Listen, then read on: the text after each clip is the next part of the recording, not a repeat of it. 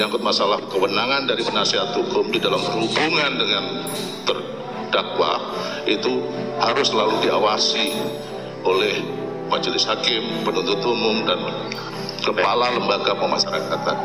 Dan kami mohon apa yang disampaikan ya sudah disampaikan, ya tidak perlu ada penjelasan. Terima kasih. Izin yang mulia, nanti saudara kami berikan kesempatan pada saat pledoi.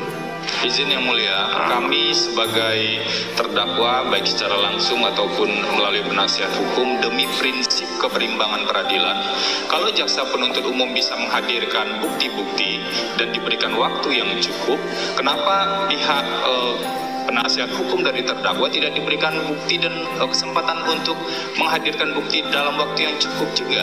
Jadi saya pikir kami berharap majelis hakim kami memberikan waktu kepada saudara, biarkan majelis yang menilai, tetapi kesempatan yang itu saudara gunakan pada saat nanti diajukan pledoi.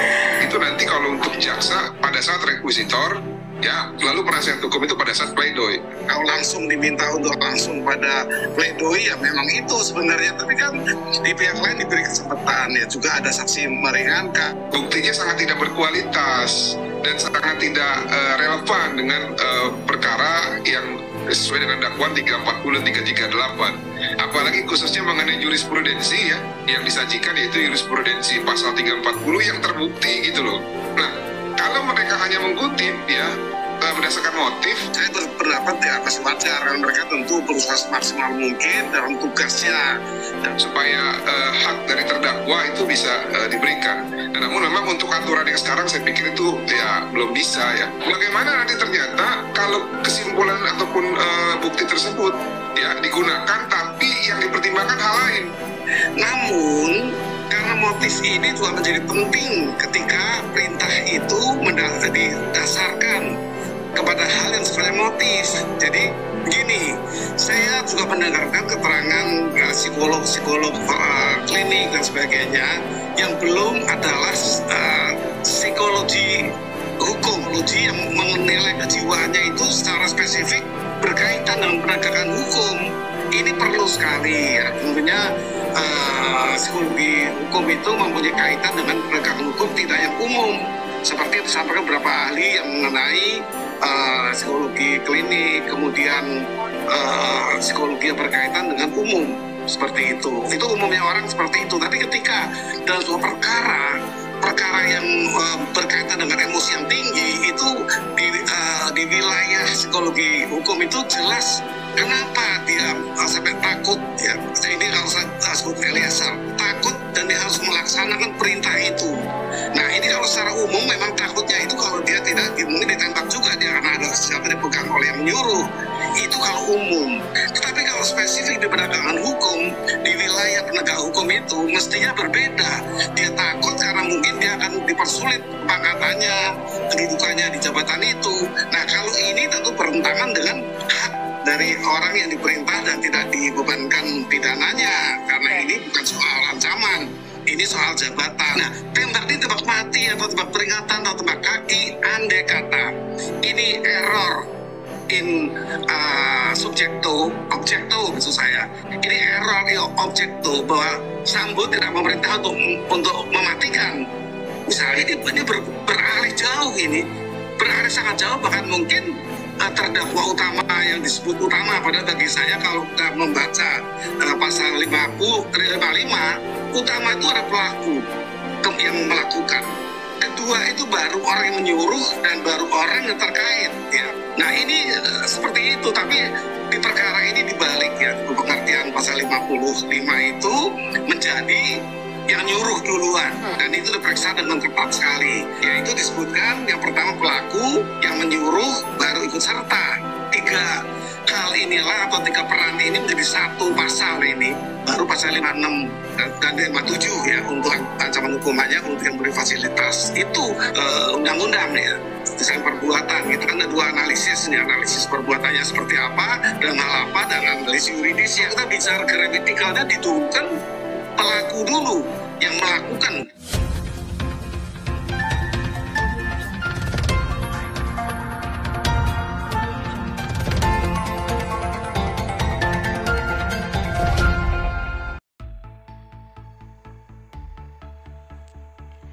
Ferdi Sambo gugat Jokowi dan Kapolri.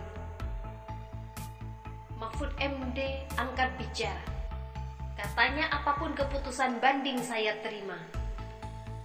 Terdakwa kasus pembunuhan Brigadir J, Ferdi Sambo, menggugat Presiden Joko Widodo alias Jokowi dan Kapolri Jenderal Listio Sigit Prabowo ke Pengadilan PT UN Jakarta.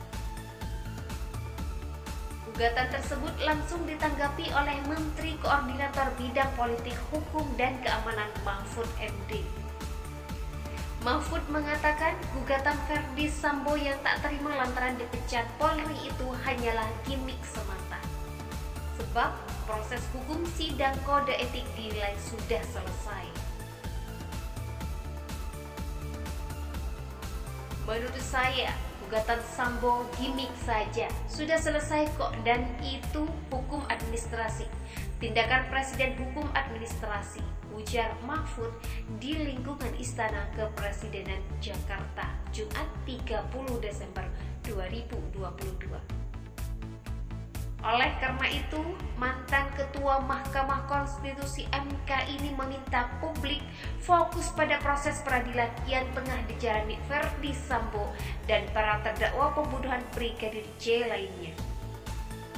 Kita fokus ke pengadilannya dulu, sudahlah itu mau mengabulkan masyarakat perkaranya kita fokus ke situ, tutur Mahfud. Dalam kesempatan ini, Mahfud juga sempat menegaskan bahwa pemerintah sudah siap menghadapi gugatan PT UN yang dilayangkan kuasa hukum Ferdi Sambo. Tetapi ia menyentil Sambo yang seolah tak memenuhi komitmen awal terkait siap menerima apapun keputusan banding. Ia dihadapi, tapi dia sudah mengatakan, apapun keputusan banding saya terima, kok sekarang tidak. Sudah selesai hukum administrasi, bukan hukum pidana. Tindakan Presiden hukum administrasi, pungkas Mahfud MD. Diketahui Ferdi Sambo mengajukan gugatan ke PT UN Jakarta dengan nomor gugatan 476-G-2022-PT UN-JKT pada Kamis 29 Desember 2022. Ia menggugat Presiden Jokowi dan Kapolri Jenderal Listio Sigit Prabowo terkait pemberhentian tidak dengan hormat yang diterimanya.